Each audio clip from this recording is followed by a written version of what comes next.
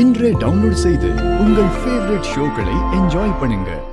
நான் கொடுத்த டைம் முடிஞ்சு போச்சு, அவ்வளவுதான். நான் கிளம்புறேன்.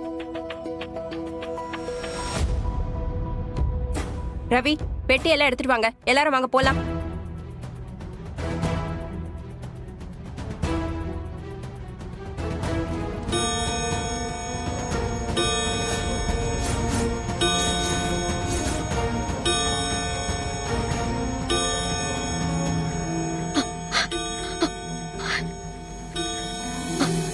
வாங்க போலாம். சித்தி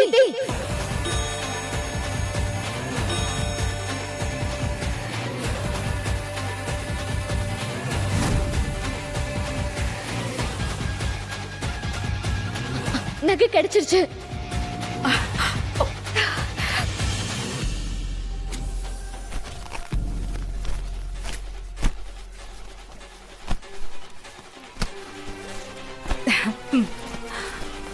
சம்மந்தி, தொலைஞ்சு போன மொத்த நகை இதுல இருக்கு பாருங்க.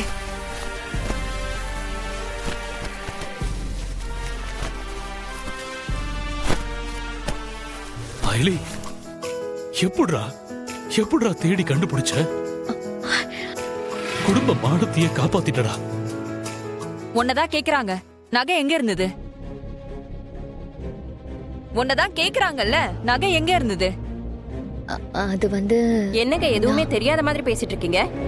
சொல்லி வச்ச மாதிரி கரெக்டா 4 மணி நேரத்துக்கு ஒரு நிமிஷம் தவறாம நகையை எடுத்துட்டு வந்து கொடுக்கும் போதே தெரியலையா? எடுத்து வச்சவங்க தானே எடுக்க முடியும். இவ தான் நகை எடுத்து வச்சிருப்பா.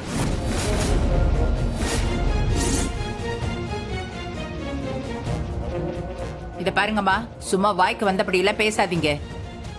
என் பேத்தி பாவம், தங்கச்சி கல்யாணம் நல்லபடியா நடக்கணுமே, நின்னுடக்கூடாதேங்கிறதுக்காக கஷ்டப்பட்டு அங்க இங்க ஒடி நகையை கொண்டு வந்திருக்கா.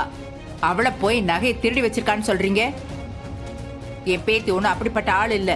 4 மணி நேரத்துல சிபிஐயால கூட நகையை கண்டுபிடிக்க முடியாது. இவ எப்படி கண்டுபிடிச்சா?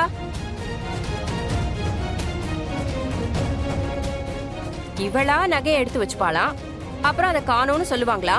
நாங்க கேட்டா அதை கண்டுபிடிக்க டைம் கேட்பாங்களாம். அப்புறம் அவளா அதை கண்டுபிடிச்சு கொண்டு வர மாதிரி ரெடி பண்ணுவாளாம். இதெல்லாம் நம்புற மாதிரியா இருக்கு? ஐலி, நகைங்க எப்படி கிடைச்சதுன்னு கொஞ்சம் எக்ஸ்பிளைன் பண்றீங்களா? ஐயோ, இவ அமைதியா இருக்கிறத பார்த்தா பயமா இருக்கே. நாம தான் நகை எடுத்தோம்னு சொல்லிடுவாளோ? போலீஸ் தான் கண்டுபிடிச்சு கொடுத்தாங்க. அப்படியா? உங்களுக்கு நகைங்களை கண்டுபிடிக்க ஹெல்ப் பண்ணாருல்ல ஒரு போலீஸ், அவர் யாரு?